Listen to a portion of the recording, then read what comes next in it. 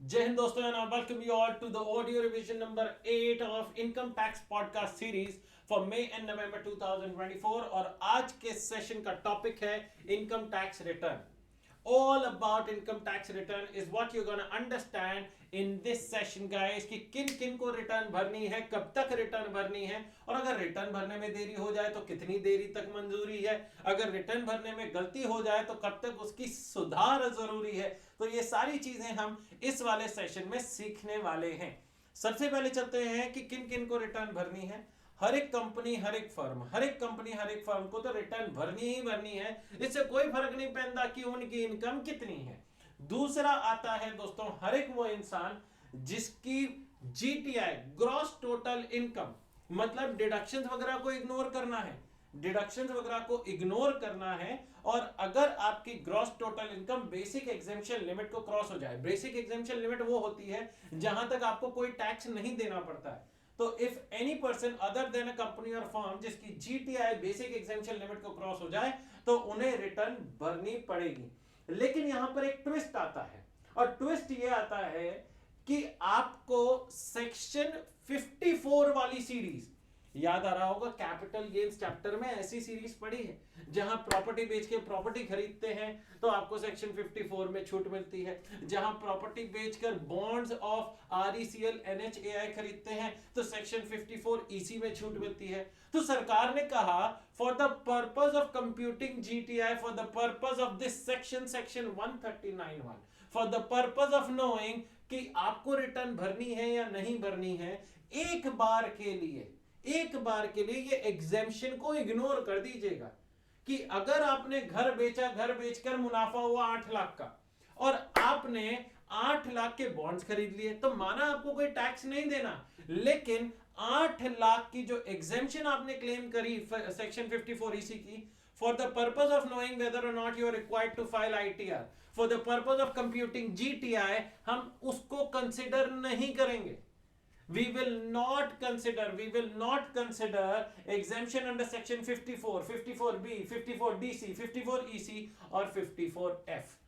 तो ये बड़ा इंपॉर्टेंट पॉइंट है, इस चीज का आपके एग्जाम में पहले पूछा जा चुका है, फिर से पूछा जा सकता है। And now comes the scenarios जो पहले 3 केसेस में नहीं आते, मतलब कंपनी नहीं है, फर्म नहीं है, हर एक वो इंसान जिसकी जीटीआई बेसिक एग्जेम्पशन लिमिट से कम है, मतलब अभी तक आपको रिटर्न भरने की जरूरत नहीं थी।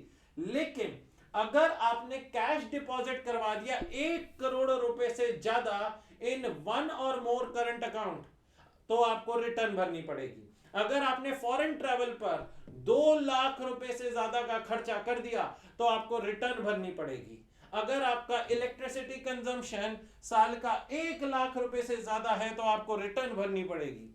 अगर आप बिजनेस करते हो और आपका सेल्स 60 लाख से ज्यादा है, रिटर्न भरनी पड़ेगी। अगर आप प्रोफेशनल हैं और आपकी रिसीट्स 10 लाख से ज्यादा है तो आपको रिटर्न भरनी पड़ेगी। अगर आपका aggregate of TDS and TCS, TDS deducted, TCS collected 25,000 रुपए या उससे ज्यादा का है तो रिटर्न भरनी पड़ेगी। सीनियर सिटीजन में ये लिमिट 25,000 की 50,000 कर दी गई। अगर आपने सेविंग बैंक अकाउंट में 50 लाख रुपए या उससे ज्यादा का जमा करवा दिया, सारे सेविंग बैंक अकाउंट मिलाकर, तो आपको रिटर्न भरनी पड़ेगी। एक और इंसान जिसे रिटर्न भरनी पड़ेगी, जिसका आपको ध्यान देना होगा गाइस, हर एक वो रेसिडेंट एंड ऑर्डिनरी रेसिडेंट, हर एक वो resident and ordinary resident who has assets abroad.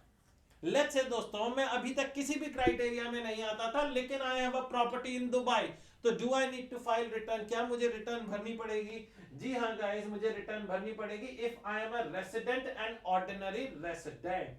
तो ये हमारा पहला पॉइंट हुआ कि किन्हें रिटर्न भरनी पड़ेगी। दूसरा पॉइंट आता है कि कब तक रिटर्न भरनी है भाई। प्रीवियस ईयर की इनकम पर टैक्स आप असेसमेंट ईयर में देते हो, नो डाउट, असेसमेंट ईयर में टैक्स देते हो, रिटर्न कब तक भरोगे?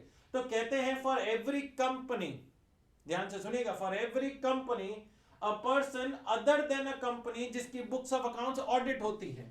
सेक्शन 44AB वाला प्रोविजन लगा दिया कि अगर आपकी बुक्स ऑफ अकाउंट्स ऑडिट होती है, या फिर अगर फर्म की बुक्स ऑफ अकाउंट्स ऑडिट होती है तो उसके हर एक पार्टनर को, क्योंकि जब तक फर्म की बुक्स ऑफ अकाउंट्स ऑडिट नहीं होंगी पार्टनर को कितना रेम्यूनरेशन मिलना है, कितना इंटरेस्ट मिलना है, कितना प्रॉफिट का हिस्सा मिलना है। माना प्रॉफिट पे टैक्स नहीं लगता पार्टनर के लिए, लेकिन कहीं ना कहीं पार्टनर भी असमंजस में रहेगा, पार्टनर भी कंफर्म अपनी इनकम नहीं बता सकता जब तक फर्म की इनकम कंप्यूट नहीं हो जाती।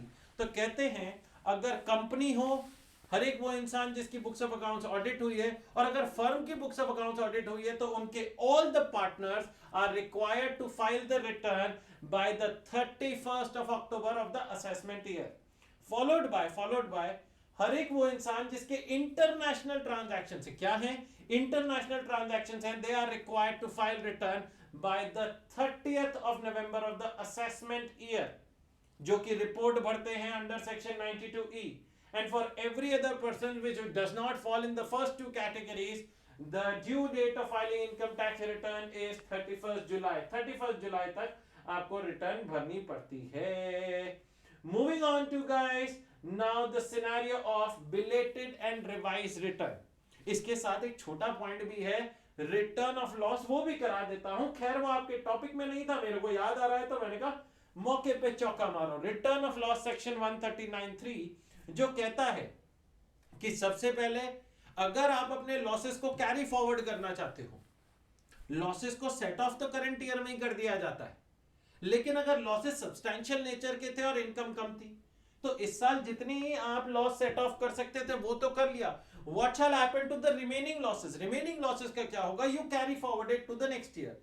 तो सरकार ने कहा if you wish to carry forward your PGBP losses, your capital gains losses, and owning and maintaining race horses, I am repeating 3 losses, PGBP में वो चाहे नॉन स्पेकुलेटिव हो, स्पेकुलेटिव हो, स्पेसिफाइड बिजनेस हो, कैपिटल लॉसेस चाहे वो long term हो या शॉर्ट टर्म हो, या owning and maintaining race horses को अगर कैरी फॉरवर्ड करना चाहते हो तो you will have to file your income tax return on और before the due date.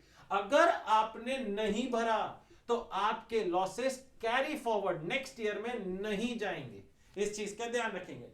2 losses ऐसे हैं जिनके लिए सरकार ने एक छोटा सा रिलैक्सेशन दे दिया, और रिलैक्सेशन क्या दिया कि even if a belated return is filed, even if the return is filed after the due date, such losses will be allowed to be carried forward, and those are losses from house property and unabsorbed depreciation। अब आ जाते हैं दोस्तों belated return and revise return. अच्छा ध्यान से देखिएगा guys, ध्यान से सुनिएगा। Belated return and revise return दोनों की डेट सेम है। बिलेटेड रिटर्न मतलब ये होता है कि रिटर्न भरी ही नहीं और ड्यू डेट निकल गई। जैसे किसी की बर्थडे आती है, अपन बर्थडे विश करना भूल जाते हैं, अगर 2 दिन बाद विश करते हैं तो अपन क्या बोलते हैं? हैप्पी बिलेटेड बर्थडे भाई। वैसे ही सरकार ने कहा कि अगर रिटर्न की डेट निकल जाती है तो आप बाद में कब तक भर सकते हो। और revise return is a scenario कि जहां आपने रिटर्न भरी लेकिन पता चला अरे गलती हो गई, रिटर्न भरते में कुछ भूल गए, या रिटर्न में जो इंफॉर्मेशन डाली है वो इनकरेक्ट है, तो हम उसे कब तक ठीक कर सकते हैं? तो दोनों की डेट सेम है। बिलेटेड रिटर्न सेक्शन 139(4) में आता है और रिवाइज रिटर्न सेक्शन 139(5) में आता है, और ये भरा जा सकता है, बिलेटेड या रिवाइज रिटर्न करा जा सकता है bye the 31st of December 2024, मतलब 31st December of the assessment year या before completion of assessment, whichever is earlier। अगर असेसमेंट पहले हो जाएगा तो तभी तक आपको रिटर्न भरने दी जाएगी या रिवाइज करने दी जाएगी।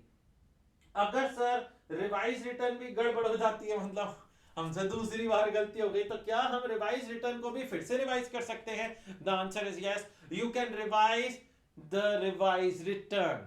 मतलब because the revise return substitutes the original return, आप रिवाइज रिटर्न को भी रिवाइज कर सकते हैं up to n number of times by the 31st of December, that is the last date of the assessment year। I hope you guys enjoyed this session guys, जहां मैंने आप लोगों को इनकम टैक्स रिटर्न से जुड़े हुए provisions को याद दिलाया। Stay tuned for the next session। Bye bye and take care।